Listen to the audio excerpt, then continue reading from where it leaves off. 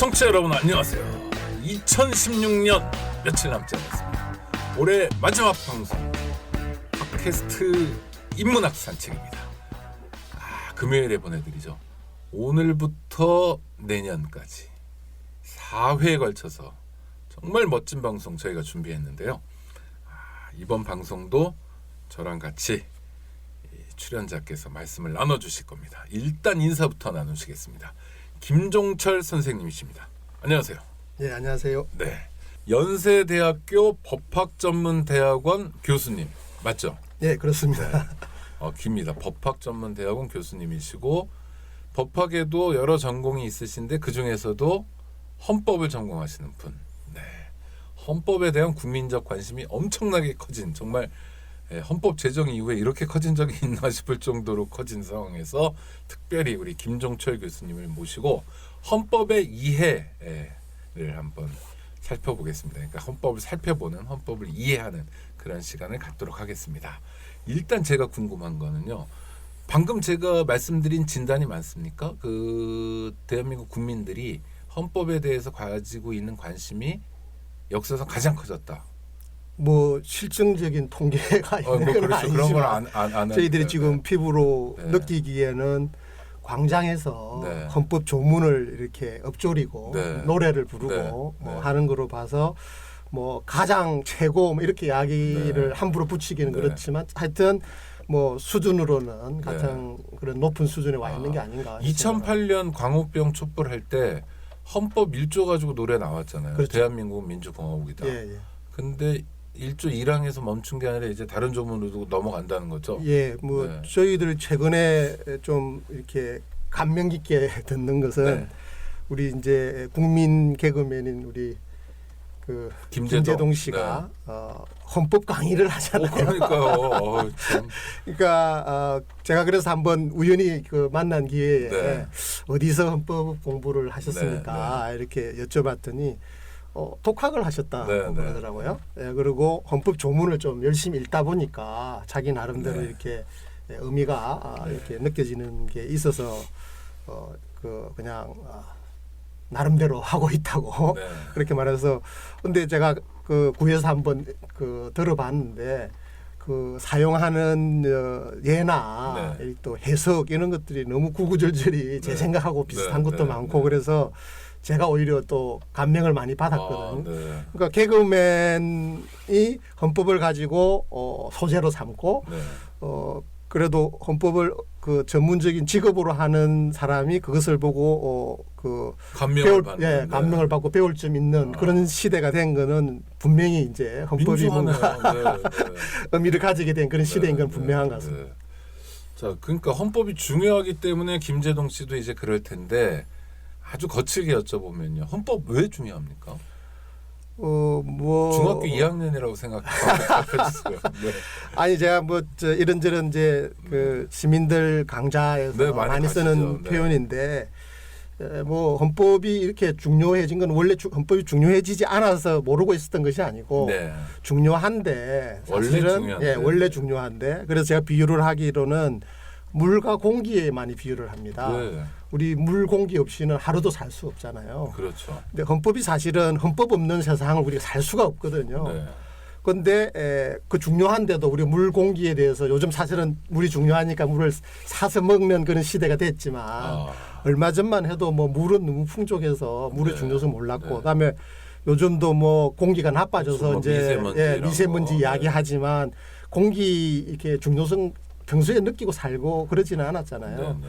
근데 사실은 헌법이 그런 존재라고 생각하거든요. 저희들이 그 24시간 생활하는 네. 모든 것들이 다 헌법이 정해놓은 가치와 그 룰에 의해서 이렇게 형성되는 것이기 때문에 네. 헌법이 지금 중요할 수밖에 없죠. 물과 공기처럼. 그러니까 우리는 개인이잖아요. 개별적인 존재. 예. 그리고 뭐 어떤 사람은 공무원일 수도 있지만 보통 일반의 시민들은 다 그냥 알아서 먹고 사는 거 아닙니까? 그리고 국가와 별로 뭐 군대도 가고 세금도 내지만 이 정도 빼고는 일상생활에서 뭐 어떤 학생이어도 그렇고 또 그냥 직장인 자영업자도 마찬가지인데 뭐 헌법하고 무슨 상관이 있을까? 라는 생각을 흔히 하게 되는데요. 아니 박근혜가 나라를 엉망으로 만들었다. 그래서 바로 잡아야 된다 이런 거 말고요. 예, 그냥 예. 정말 일상으로 이런 파국 같은 사태가 벌어지지 않았더라도 물과 공기처럼 중요한 거다. 이건 어떤 말씀인가요? 그래 그물 이야기가 나왔으니까 네. 생수를 저희들이 사서 먹지 않습니까? 그 생수가 그냥 아무나 그냥 그 물병에 넣어서 팔고 하는 거 아니잖아요. 네. 예, 그거 물 관리되어지는 관련된 법률에 의해서 규정을 받게 될 겁니다. 그리고 그렇죠. 그리고 뭐 국가에서 뭐 하는 써야 되는 게 당연히죠. 있죠. 언제 만들었고. 예, 예. 그리고 그게 뭐 룰이네요. 유통되는 네. 관계에서도 네. 다 그 규제를 받잖아요. 그게 다 이제 법인데 네. 그런 거 없이 물을 사고 팔고 먹고 하실 수 없잖아요. 네. 그러니까 그것만 보더라도 근데 그 법을 누가 만드냐 국가가 네. 이제 입법을 하고 이제 행정기관이 또 그걸 구체화하는 또 네. 행정 입법을 하고 이런 과정 속에서 그리고 집행도 이루어지는 하고, 것이고 네. 근데 그 국가 권력을 누가 형성하느냐 이런 거에 네. 관한 정해놓은 법이 이제 헌법이잖아요. 아. 그다음에 그 법을 이제 예를 들어서 생수를 만들어서 제조 판매하고 유통하고자 하는 사람이 있다. 네. 그 국가가 사실은 다 못하게 하잖아요. 그걸 하고 싶어도 못하는 사람이 생기잖아요. 그렇죠. 그다음에 아이템이 있다고 사업하는 예, 건 그렇죠. 아니죠. 그다음에 네. 또 소비자 입장에서도 네. 나는 뭐 아무 물이나 먹고 싶은데 왜 그거를 국가가 통제해가지고 누구 물만 사 먹게 하고 다른 물은 못 사 먹게 하느냐. 그건 전부 다 우리 생활에 다 직결되어지는 문제들. 그것들과 관련된 질서를 형성하는데 기본이 되어지는 게 헌법인 것이죠. 뭐 먹는 거 뭐 생수만 그렇습니까? 뭐 우리가 그렇죠. 사실 모든 당장 다 달걀만 하더라도 네. 맞습니다. 국가하고 밀접한 예. 관계가. 그래서 꼭 뭐 권력이 뭐 박근혜 게이트 이런 문제에만 있는 게 아니고 네. 우리 생활에 관련된 모든 게 사실은 권력 작용의 결과인 것이고 네. 그러니까 헌법에 의해서 다 규정을 받는 삶이라고 할 수 있죠. 와, 그러면 거꾸로 여쭤봐야 될 지경이네요. 개인의 삶에서 국가와 무관한 게 도대체 뭐가 있나라고 여쭤보는 게 맞겠네요. 뭐 저는 그러니까 그러니까 별로 제가 말씀드린 없을 거로서는 하나도 없다. 하나도 없다. 예, 엄밀히 말하면 직간접적으로 다 관련되어 있다. 국가 떠나서 사실 우리가 살 수 없지 않습니까? 네. 그뭐 이 정도 하나 있지 않을까요? 그러니까 표현하지 않는 내면의 상상, 자기 마음속에서 그냥 아무렇게 생각. 그것도 국가가 양심의 자유로서 보장하고 있죠. 보장하고 있기 때문에 네. 그런 것인데 네. 예를 들어서 국가가 그런 보장을 기본권으로 안 해주면 네. 사실은 국가가 나와서 너 그거 고백해봐, 네. 드러내봐 이렇게 강요해도 항변할 길이 없을 수가 있잖아요. 아 옛날 원님 재판처럼 그렇죠. 미제를 네가 알렸다. 그렇죠. 너 박근혜 미워하지 막 이렇게 밝혀봐 이러. 당연하죠. 그렇군요. 그거 뭐 역사가 없는 게 아닙니다. 예를 들어서 뭐 우리나라는 직접 케이스가 뭐 없지만 외국의 경우 보면은 이제 종교 탄압하기 위해서 그렇죠. 내심의 그것을 드러내게 하기 예를 들어서 십자가를 놓고 네. 한번 밟아보라고 네, 하는 네. 그런 일본에서도 했었죠. 예. 배교할 그런 때. 것들 그런 것들 관계되죠 당연히. 마녀 사냥할 때도 마녀 식별법들 있잖아요. 네. 물에 빠뜨리고 살아나면 마녀, 죽으면은 사람. 그러니까 네. 그 헌법에 뭐 직간접적으로 안 관련된 건 하나도 없고 사실은 우리가 지금 그런 뭐 먹고 마시고 자고 놀고 공부하고 있는 모든 24시간 생활 자체가 헌법에서 기본적 인권으로 보장을 해주기 때문에 네. 국가가 그걸 함부로 할 수 없게 네. 되는 것이고 그런 면에서도 사실은 헌법이 우리 생활 일거수일투족을 다 관여한다고 할 수 있죠. 그러니까요. 선생님께서 김종철 선생님께서 24시간 말씀을 하셔서 혹시 23시간 30분은 아닐까 했는데 표현하지 않는 양심의 문제, 내면의 문제도 사실 국가 밀접한 관련이 있다라는 네, 잠자는 것까지도 다 설명을 규율을 들으니까 받는 겁니다. 그야말로 100%네요. 네. 예외 없이. 잠자는 것도 일종의 수면권이잖아요. 네. 수면을 방해받지 아니할 인권을 네. 우리가 가지고 있는 그렇죠. 것이고 그것이 국가가 보장을 해줘야 되는 것이죠. 그러면 대한민국 국민들이 시민들이 헌법에 대해서 아는 거는 너무너무 필수적인 거네요. 그렇죠. 너무너무 중요해서 필수적인데 네. 평소에는 뭐 법 뭐 없이도 살 수 있다라는 자기 살면 된다 이런 막연한 생각으로 관심을 안 가지다 보니까 네. 사실은 인권이 사실은 침해되고 있어도 침해되는 줄 잘 몰라서 잘 실현을 못하는 문제가 네, 있는 흔히 그런 얘기 하잖아요. 저 사람은 법 없이도 살 만한 사람이다. 는 없다는 거잖아요. 그렇죠. 선생님 말씀. 예, 법으로부터 완전히 벗어나 있는 뭐 사람은 없는 거죠. 소설 속에 있는 로빈슨 크루소. 예, 로빈슨 크루소도 그래서 법 있는 세상으로 오기 위해서 무인도를 탈출하기 위해서 엄청 노력했잖아요. 네. 잠깐 동안의 로빈슨 크루소 말고는 예외가 없다. 근데 그러니까 누가 되든지 간에 남녀노소 뭐 우리가 지금 귀천은 없습니다만은 뭐 있나요? 금수저 수저 하여튼 빈부 뭐 아무 상관없이 누구나 헌법은 굉장히 중요한 기본 중의 기본인데 사실 시민 입장에서는 헌법을 공부하거나 알게 되는 계기는 별로 없는 것 같아요. 사실은 있습니다. 아 그렇습니까? 예, 사실은 우리가 의무 교육인 이제 네네. 초등학교 교육 과정에 보면 지금은 구체적인 제 교육과정 제목은 잘 모르겠지만 사회과 사회 과목이나 네. 도덕 과목, 뭐 네. 올바른 생활, 즐거운 네. 생활 네. 여기에 뭐 예를 들어서 공중 도덕 이야기 네. 사실은 그 다 헌법적 규범들입니다. 아니 근데 헌법을 따로 배우진 않잖아요. 그게 거기서 나오는 내용들이 네, 있잖아요. 네. 그래서 공중 도덕과 관련된 네. 내용, 다른 사람들의 권리를 함부로 침해해서는 안 된다라는 네, 네. 그 룰마저도 사실은 헌법이 제시하고 있는 가치거든요. 네. 정신이죠. 네. 그것을 이제 헌법이란 이름으로 다루지 않을 뿐이지만 사실은 국민 시민 교육의 기본으로서 교과 과정에 그게 다 들어가 있는 겁니다. 네. 근데 헌법과 그것을 사실은 분리해서 사고하는 것이죠. 네. 근데 이거 헌법의 내용이다. 이런 부분들에 대해서는 사실은 잘 인식을 못하는 경우가 있는데 헌법 교육이 사실은 없는 게 아니다. 이게 제 네. 말씀이고. 네, 네. 근데 그 헌법의 이름으로 그게 관련된다라는 것은 사람들이 사고를 잘 못하고 그런 것들은 잘 안 가르쳐지죠. 그게 문제죠. 또 하나는 일본이 몇 년 전에 그 도덕 교과를 중학교에서 그 거민정 그러니까 선택 교과로 놀까 말까 가지고 논란을 벌였었는데 예. 우리는 도덕이 완전히 필수잖아요. 예. 그 국가가 이제 제도 교육을 통해서 도덕적 인간들을 만들어내는데 글쎄 교과가 조금 바뀌긴 했지만 그래도 여전히 이 국가가 국민들을 계몽하고 도덕적으로 훈용시키는 도덕교사의 역할 그래서 좀 거부감도 좀 있는 것 같아요. 그러니까 권리 뭐 이런 걸 알려주기보다는 뭐 폐를 끼치지 마라. 그래서 도덕이나 또는 고등 과정에서 배우는 국민 윤리가 제대로 된 헌법 교육으로서는 굉장히 치명적 결함을 갖고 있는 건 아닌가. 지금 뭐 질문. 말씀하신 것처럼 이제 권리와 이제 책임이 같이 가는 그렇죠. 것인데 네. 책임만 강조하는 것은 헌법에서 반쪽만 가르치게. 네, 네. 근데 그렇다고 해서 그게 헌법이 아닌 것은 아닌 네, 게 네, 되는 네, 것이죠. 네. 그래서 균형 있게 가르쳐야 된다는 네. 건 옳으신 말씀이고 책임이나 도덕에 대해서 권리도 같이 인권도 같이 가르쳐야 네. 이제 온전한 헌법 교육이 되는 것인데 말씀은 이 윤리 도덕 책임 부분도 그게 헌법이 아닌 것은 아닌 것이죠. 네. 그렇다고 해서. 네, 네. 하여튼 그래도 그 가르치긴 하나 좀 부족한 건 맞는 건가요? 여러 면에서 많이 부족하죠. 예. 저는 우리 사회가 지금 이런 민주주의적 위기를 가지고 혹은 공동체 전체가 조금은 뭔가 바꾸어 봐야 된다 이런 생각을 공감을 하게 되는 주요 원인 중에 이런 헌법 교육을 충분히 충실하게 받지 못해서 네. 생기는 문제가 기본적으로 자리하고 있다라고 생각을 그렇죠. 합니다. 우리 국민들이 사실은 경제 사회적인 면에서 기술적으로는 굉장히 높은 수준에 네. 있습니다.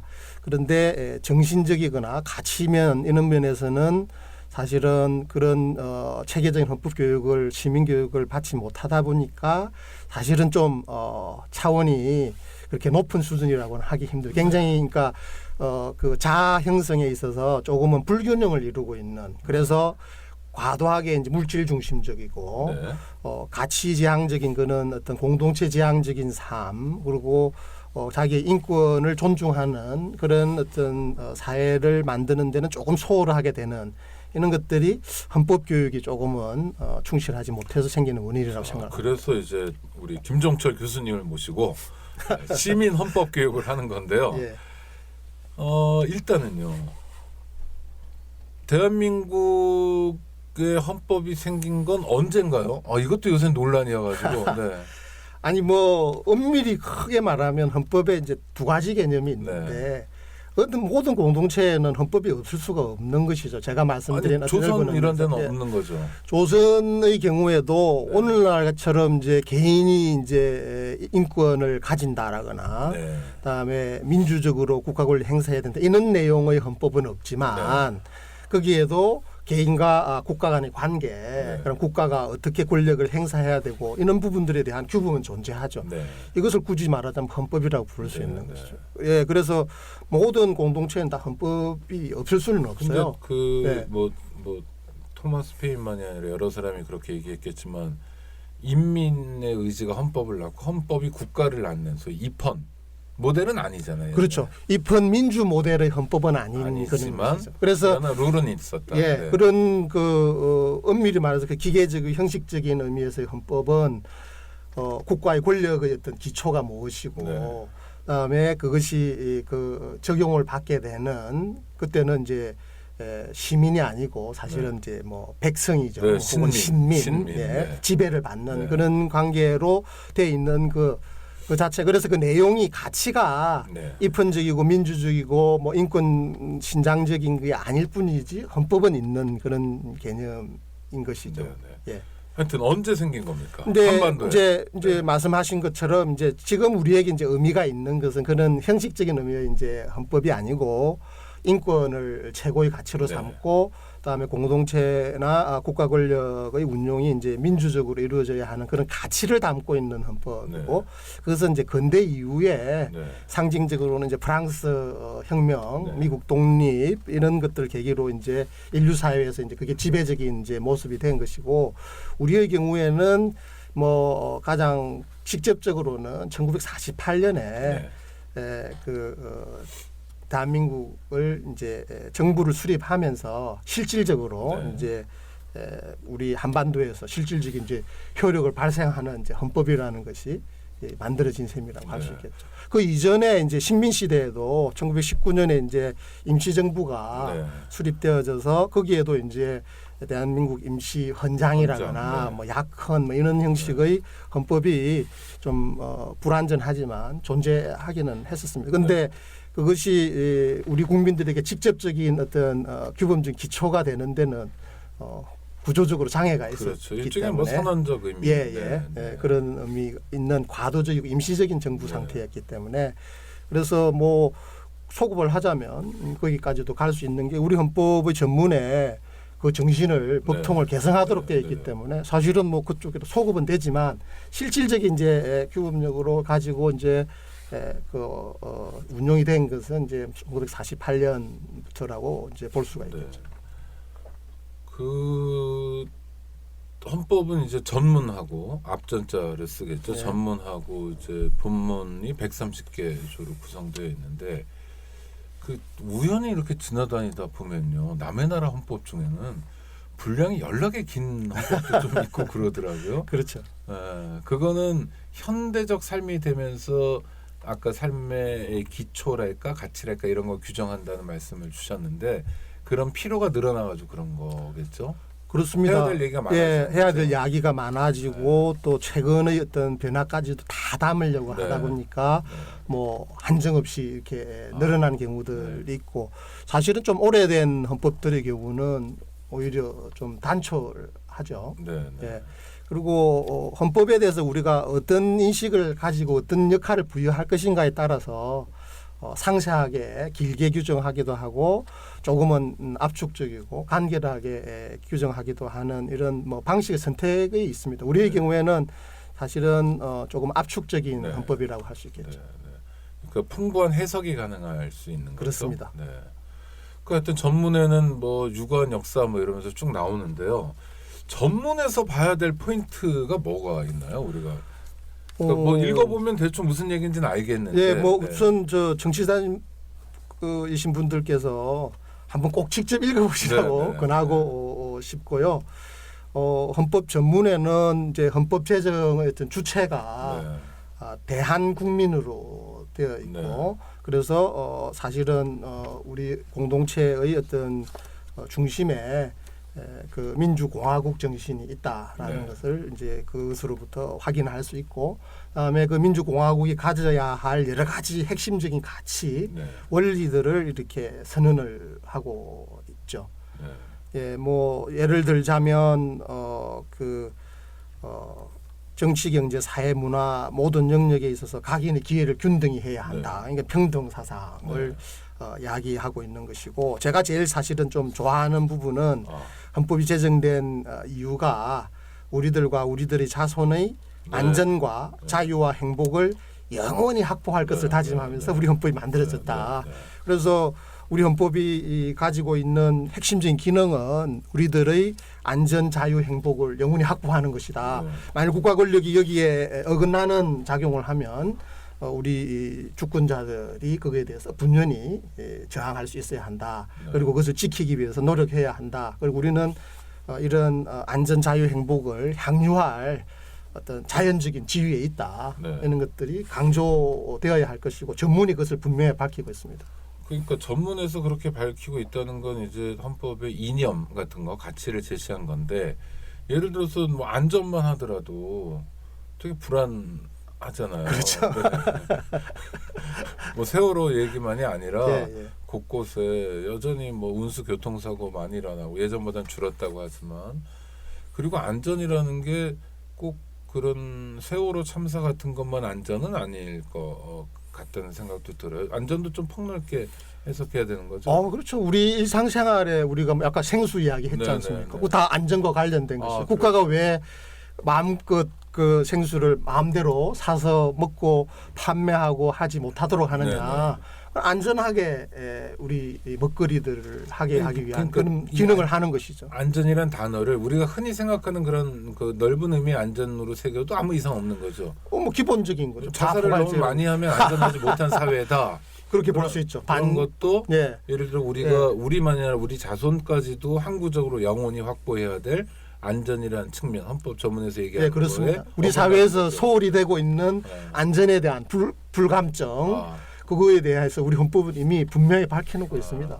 그 헌법을 무시하다 보니까 우리가 조금 이런 좀 불만족스러운 상태에 있다고 할 수 그러니까 있겠습니다. 헌법 원칙이 준수되고 지켜지는 사회라면 지금보다 훨씬 산업재해가 줄어야 된다. 이런 것도 너무나 어김없이, 당연한 말씀입니다. 네, 당연한 얘기고. 그러니까 뭐 좀 더 구체적으로 말씀드리면 그 안전과 관련되어져서 국가의 특별한 의무를 또 규정하는 조항이 있거든요. 네네.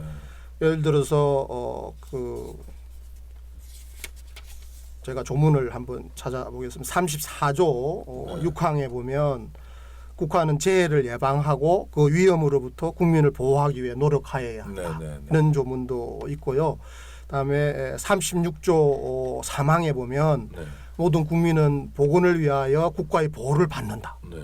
이런 조항들이 뭐 구체적으로 그런 부분들을 밝히고 있는 것이고 35조도 뭐 관련이 되어집니다. 엄밀히 말하면 네, 이게 건강, 일종의 관광기권인데 쾌적, 네.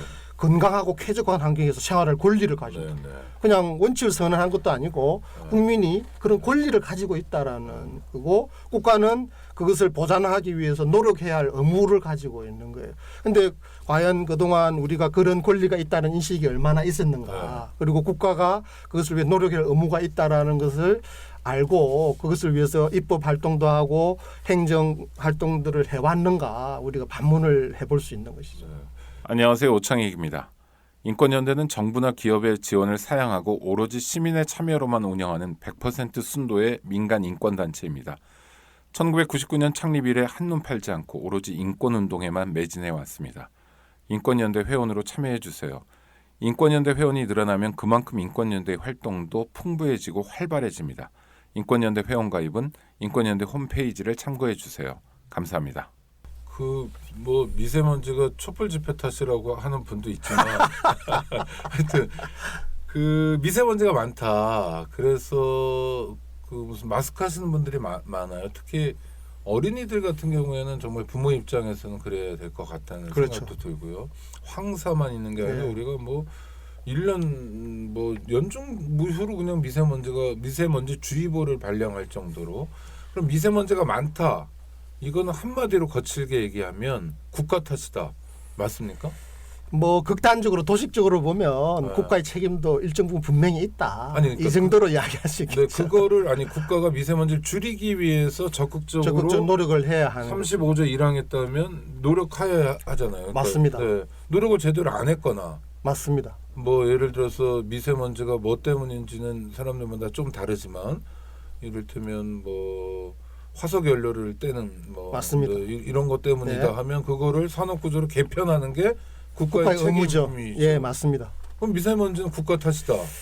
OX로 간단히 한다면 우리 너무 네. 그렇게 뭐 아니, 아니, X로 그러니까 하고 하시지 말고. 그렇다면 그러니까 아니 예. 왜냐하면 저는 좀 제 개인적인 네. 주관적 생각은 국가가 그것을 위해 좀 더 노력을 해야 할 네. 그런 헌법적 의무가 있는데 좀 못한 면이 분명히 있다라고 생각을 네. 합니다. 대표적으로 예를 들자면 우리 뭐 에너지 수급과 관련되어져서 원전 문제 그건 좀 더 확대된 미세먼지로 좀 죽여서 보더라도 예를 들어서 화력 발전소를 네. 줄이기 위한 노력을 우리가 얼마나 하고 있는가. 그다음에 뭐 경유차가 문제라면 그렇죠. 경유차 문제에서부터 자동차를 위해 관련된 국가 정책들이 네.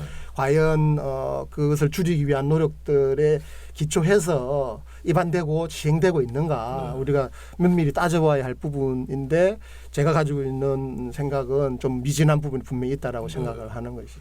아니 많은 시민들이 저는 어떤 답답함 때문에 이렇게 거칠게 여쭤봤냐면 그러니까 국가의 역할을 이렇게 뭐 기대가 없는 탓일지도 모르지만 그 자기가 봉착하고 있는 문제를 국가의 역할 또 국가의 기능하고 연결시켜서 생각하는 이 사고가 많이 부족하다. 예, 그게 우리가 헌법 교육이 아까 부족하다는 부분이 네. 그런 것이거든요. 우리가 어떤 권리가 있다. 오늘 아마 청취자분들 중에서는 헌법에 이런 조문이 있고 네. 우리가 그런 국민으로서 기본적인 권리가 있고 국가가 그것을 보장해야 되는 의무가 있다는 것에 대해서 모르고 계신 분들이 많으실 그러니까 거거든요. 우리 예. 김종철 교수님한테 헌법 교육을 받으신 분들은 뭐 짧게든 예. 아니면 체계적이든 간에 아침에 일어나는데 미세먼지가 많으면 일단 박근혜를 생각하거나 이런 게 자연스러운 거라는 그렇죠. 거잖아요. 맞습니다. 근데 박근혜 대통령보다는 1차적으로는 오히려 국회를 생각을 해요. 네네, 국회. 국회에서 법을 제정해야 네. 그런 부분들이 기본적으로 국가 권력을 통해서 작동을 할 수 있기 때문에. 네. 그래서 지역구 국회의원들을 떠올리셔야 합니다. 뭔가 불편한 게 있으시면. 네, 그렇죠. 안전. 자유는 어떤 의미입니까? 자유는 인간이 뭐 방해를 받지 않고 자기가 원하는가를 기본적으로 실현할 수 있는 게 자유지 않겠습니까? 뭐뭐로부터의 자유. 예. 억압이나 뭐 이런 네. 모든 것 뭐 통제 이런 통제로부터 자유고 1차적으로는 국가가 공동체에 있다 보면 아무래도 우리 일거수일투족을 아무래도 뭐 헌법에 근거한 것이든 이렇게 규제를 하게 될 텐데 1차적으로는 국가로부터의 자유죠. 네. 국가라고 하더라도 개인이 가지는 기본적인 자유를 근본적으로 본질적으로는 침해할 수가 없는 것이거든요. 네. 네. 다만 우리가 공동체를 생활을 하다 보니까 다른 사람과의 어떤 인권을 존중해주기 위해서 일정 부분 그 감수해야 될 자유의 어떤 제한은 가능하지만 네, 네, 네. 제한한다고 하더라도 아예 그것들이 없는 것처럼 만들어 버릴 수는 없는 네. 그런 것들이죠. 근데 뭐 이것도 헌법 조문에 구체적으로 나옵니다. 거주 이전의 자유 같은 거 보면요. 예. 물론 거주 이전의 자유가 위헌적으로 제한당하는 경우도 있죠. 이를테면 탈북자들이 그런데 탈북자들이 하나원 나오면은 어디 가서 마음대로 못 삽니다. 그러니까 막 강제로 보내요. 포항, 막 목포, 광주 이런 식으로 임대 아파트를 매개로 해가지고. 근데 임대 아파트 받지 않으려면 아무데 가서 살아도 되는데 그건 뭐 말이 안 되는 거고 기반이 없으니까요. 그렇게 구체적으로 거주 이전의 자유를 제한하는 경우도 있는데 실제로 거주 이전의 자유는 굉장히 중요한 경제적 문제잖아요. 그러니까 단지 국가가 개입하고 뭐 통제하고 규제하고 뭐 이런 거 안 한다고 해서 누릴 수 있는 자유인가 하는 의문도 좀 생기는데요. 금방 좋은 예를 들어 주셨는데 이제 탈북자들의 경우 이제 거주할 기본 그는 어떤 기반들이 이제 약하기 때문에 국가가 제공해준 지정해주는데 가서 사실은 살 수밖에 없잖아요. 네. 사실은 그래서 우리가 누리는 이런 자유들이라는 것이 그냥 그 자유 그 자체로 존재하는 게 아니고 그것들을 실질적으로 실현해낼 수 있는 물적인 어떤 조건하고 결부되어 있습니다. 그렇죠. 네. 예를 들어서 근데 그것을 조금 분리시켜서 생각하려는 경향들이 있어 왔거든요. 네. 아니 뭐 자기 책임하에서 자기가 예를 들어서 평소에 노력해서 돈을 많이 안 벌어놓기 때문에 자기가 가고 싶은 곳에서 생활 못하는 거 아니냐, 가고 싶어도 못 가는 게 아니냐, 개인 책임으로 다 돌려버리는데 사실은 개인 책임으로 져야 될 부분이 일정 부분 있지만 사회 구조적으로 안 되는 부분들이 탈북자들의 경우 어떻게 그 물적인 기반을 가질 수 있겠습니까? 그러니까 지정해 주는 데를 갈 수밖에 네, 없죠. 그렇죠. 그러니까 사실은 거주 이전의 자유가 있어. 너 그럼 너 그 국가가 안 해준 데 가려면 너 마음대로 가서 살아. 네. 노숙해 그러면 노숙할 자유밖에 안 되는 거죠. 거주 이전의 자유가. 그래서 국가가 해줘야 될 거주 이전의 자유는 실질은 거주 이전의 자유를 자기가 원하는 자율적인 의사에 의해서 결정할 수 있는 그런 물적인 제도적인 어떤 그 조건을 마련해 주도록 노력을 해야 하는 것입니다. 네. 그러면 자유라는 게 뭐뭐로부터의 자유만이 아니라 적극적인 의미에서 뭐뭐 할 자유까지를 포함하는 거네요. 헌법. 그게 이제 굉장히 이제 근본적인 이제 헌법적인 이제 지금 논쟁거리입니다. 사실은 그 자유의 본질을 아무런 방해나 간섭이 없는 그런 것으로 볼 것인가, 아니면은 그것을 실질적으로 실현해낼 수 있는 조건의 성취를 공동체나 사회나 그 국가에 요구할 수 있는 그런 것까지 결부된 것이냐, 이 굉장히 중요한 어떤 철학적인 어떤 논쟁거리죠. 예, 그것은 어느 한쪽으로만 정답이라고 이야기하기 힘든 그런 부분이 사실은 있습니다. 전통적으로는 자유는 그런 적극적인 의미보다는 소극적으로 간섭이 없는 그런 상태를 이야기하는 것으로 많이 이해되어 왔죠. 그게 통용되던 시대는 제 생각에는 왕이 막 사라졌을 때는 모르지만 지금 제가 군대도 갔다 왔는데 세금도 내는데 기껏해서 국가의 역할이라는 게 시민들을 건드리지 않음으로써 자유롭게 하는 정도면 1년에 400조나 쓰고 그다음 공기업 포함하면 1년에 700조 쓴대요. 와, 그런 어마어마한 괴물 같은 국가를 만들어낸 이유가 없지 않나 이런 의문도 생기는데. 너무나 당연하신 그 의문이시고요.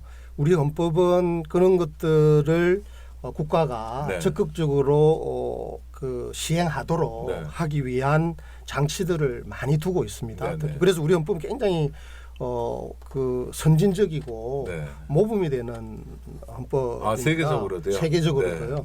예를 들자면 그런 뭐 자유를 실질화하기 위한 부분들을 아까 제가 예를 들었습니다마는 그런 권리들을 개인에게 부여해주는 그런 조문들을 다 가지고 있거든요. 예를 들자면 자기가 자기 개발을 해서 좋은 직업을 가져서 자기 생계를 유지하고 거주 이전을 효과적으로 할 수 있는 물적인 어떤 수단을 취할 수 있는 제일 중요한 방법이 교육이지 않습니까? 그렇죠, 교육. 우리 헌법 31조에서 모든 국민은 능력에 따라 균등하게 교육을 받을 권리를 가진다라고 선언해주고 국가는 이런 권리 실현을 해줄 수 있는 그런 노력을 하도록 하고 있는 것이거든요. 그러니까 국민의 권리, 국가의 의무 이게 체계적으로 반복되는 거고 반복되어 여러 가지 의제에서 한 가지 더 중요한 또 조항은 우리 헌법 34조인데요. 34조 1항에 보면 모든 국민은 인간다운 생활을 할 권리를 가진다. 이 인간다운 생활할 권리라는 게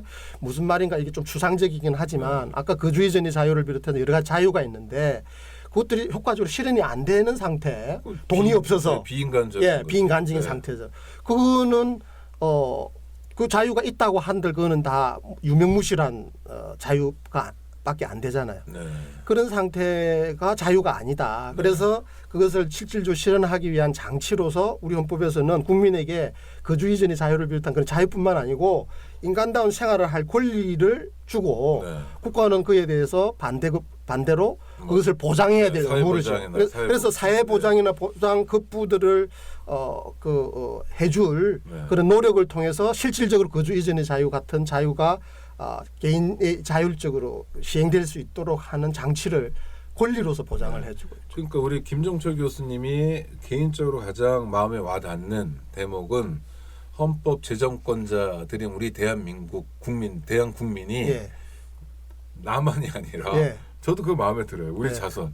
이거 좀 나이 먹은 사람들이 썼던 것 같아요. 하여튼 그러니까 자식에 대한 감각이 있는 거죠. 실제로 진짜 자기 자식이 있거나 뭐 어떤 분은 손주도 있거나 하여튼 그래서 말씀. 자손까지 가실 필요 없고 이걸 우리들이라고 하고 있는 게 중요합니다. 그러니까 내 혼자만이 아니고 우리가 더불어서 안전 자유 행복을 영원히 확보해야 하는 그런 생각을 가지고 있는 거죠. 우리들의 자손. 이때 얘기하는 안전 자유 행복이라는 거 흔히 시민들이 생각하는 그런 안전 자유 행복과 틀리지 않다. 그걸 그냥 압축적으로 대표적으로 표현해 놓은 게 안전자유 행복인 것이죠. 모든 것 우리가 24시간 생활하면서 누려야 할 모든 그런 권리나 이익 그걸 총칭해서 안전자유 행복이라 표현해 놓은 겁니다. 또 연동돼 있는 거네요. 다 연계돼 있는 안전해야 겁니다. 자유롭고 자유로워야 행복하고. 다 그건 서로 연계돼 있는 구속돼 겁니다. 있는 사람이 행복을 느끼는 사람은 있을 수 있. 아니 김남주 씨의 뭐 그런 거 있어요. 만인을 위해 일할 때 나는 자유 뭐 이런 거 그런 그 아주 특이한 경우를 제외하고는 당연히 그런 것마저도 네. 자기의 선택인 것이죠. 그렇죠. 네. 저희가 그렇죠. 양심범으로 감옥에 갔을 때 자유를 느낀다면 그 선택. 자기의 어떤 그 일신적인 어떤 구속을 받는 상태라고 하더라도 그 사회의 어떤 발전이나 헌법 정신의 실현에 그게 도움이 된다라고 해서 그걸 기꺼이 감수하는 것, 그런 맞아요. 것들이 반영되어 있는 그렇더라도 안전과 자유와 행복이 밀접한 연관이 있다는 사실이 달라지는 건 아니네요. 달라질 수가 없죠. 네. 달리 본다라는 것은 굉장히 분열적인 사고 방식인 거죠. 그러면 안전, 자유, 행복이란 키워드를 가지고 대한민국 국민들의 삶을 들여다보면 이것 역시 안 걸리는 문제가 없겠네요. 다 걸린다고 볼 수 있죠. 우리 현실에서 우리가 세계 최고의 자살률을 세계 최고의 노인 빈곤율을 기록하고 있는 것. 이건 우리 헌법 정신의 정면으로 배치되는 상황인 것이고 그 상황이 초래된 데는 뭐 개인들도 일정 부분 책임을 보여야 되지만 국가도 효과적으로 작동하지 못했다라는 것을 보여주는 것이죠. 아니 그러니까 우리 국민들이 익숙한 게요. 헌법 질서, 헌법 가치와 관련해서 박근혜 씨가 5년 단임인데 뭐 아버지도 18년 했으니까 나도 몇 년 더 하겠다 이렇게 하면 정말 누구나 다 그때는 정말 99.9%가 반대하고 말도 안 되고 터무니없는 소리라고 얘기할 텐데 그것도 중요하지만 대통령 임기도 중요하지만 헌법학자로서는 안전자유 행복이 더 중요한 거죠. 이건 가치고 이건 수단이고 이런 거죠. 아니, 그렇죠. 그 부분만저도 지금 말씀하신 예로 들어 대통령이 왜 장기 집권이나 독재를 해서는 안 되느냐. 그 국가 권력을 행사하는 사람들이 장기 집권이나 독재를 한다라는 것은 그게 사적으로 국가 권력이 오용될 수 있다라는 것을 의미하거든요. 사적 목적으로 이익으로 이번 게이트에서 보여지듯이 국가 권력이 사용되어지면 사실은 일반 국민들이 안전, 자유, 행복을 위해서 사용되어야 할 자원이 그리고 기회가 상실되어지는 거잖아요. 결국 그것도 다 관련되어 있는 겁니다. 그것도 따로 있는 게 아닙니다. 그러면 안전, 자유, 행복은 최대한 풍부하게 해석하고 상상해야 될 가치네요. 사실은 그것들을 더 구체화해 놓은 게 아까 제가 예를 든 우리 헌법 제2장에 있는 국민의 권리들인 것이죠. 안전, 자유, 행복을 좀 더 구체화해서 우리 실생활의 각 영역들에 구체화시켜 놓은 것들이 그 인권들인 것입니다. 10조부터 37조까지. 10조부터 37조까지 있는 그 개별적 인권들 혹은 조금 포괄적인 인권들이 안전, 자유, 행복을 더 구체화시켜 놓은 것들이에요. 그걸 더 구체화시키는 입법들이 풍부하게 있어야 되는데 우리나라는 지금 그 부분들이 굉장히 부족하죠. 그리고 또 있는 법률들도 오히려 그 정신이 역행해서 오히려 반대로 작용하는 경우가 많죠. 예를 들자면 뭐 집시법 같은 경우 우리 헌법에서 보장하고 있는 21조 1항에 보장하고 있는 집회 결사의 자유를 더 그 안전하고 확고하게 보장해주기 위해서 있어야 할 법률인데 오히려 그것들을 굉장히 축소시키기 위한 방향으로 작동하잖아요. 게다가 그 이항에 허가제로 안 한다고 해놓고는 실제로 사실상 아니 사실상이 아니라 그냥 허가제잖아요. 허가라는 말을 안 쓴다. 이제 저희들이 그 법률가적인 기교로 이야기하자면 허가라는 표현을 안 쓰고 있고 허용. 신고제하고 사실 그 집회 금지 통고하고 이렇게 결부되어 가지고 사실상 허가제로 되어진 사실상이라고 이름을 붙이죠. 청취자 여러분 잘 들으셨습니다. 김종철 연세대 법학전문대학원 헌법전공 교수시죠. 김종철 교수님과 함께한 헌법의 이해 제1부를 들으셨습니다. 함께해 주셔서 감사하고요. 다음 주 금요일 이 시간에 제2부를 보내드리겠습니다. 그리고 3가지 부탁이 있습니다. 3가지나 많습니다. 첫 번째, 팟캐스트 플랫폼인 팟빵에 가셔서 구독하기를 신청해 주시고요. 두 번째, 좋아요 한 번만 눌러주세요. 저희 이 주옥 같은 콘텐츠들이 좋아요 없이 방치되고 있습니다. 또 하나, 세 번째, 후기 댓글도 좀 달아주시면 좋겠습니다. 구독하기, 좋아요, 누르기, 댓글 달기 3종 세트 부탁해요. 그럼 다음 주에 뵙겠습니다. 안녕하세요. 장발장은행의 대표를 맡고 있는 홍세화입니다. 200만 원, 300만 원 벌금을 내지 못해 감옥에 갇히는 분이 매년 4만 명이 넘습니다. 장발장은행은 이분들에게 무이자 무담보로 대출을 해주고 있습니다. 장발장은행을 후원해 주시기 바랍니다. 실로 모든 게 엉망으로 치닫는 듯한 세상입니다마는 스스로 아름다워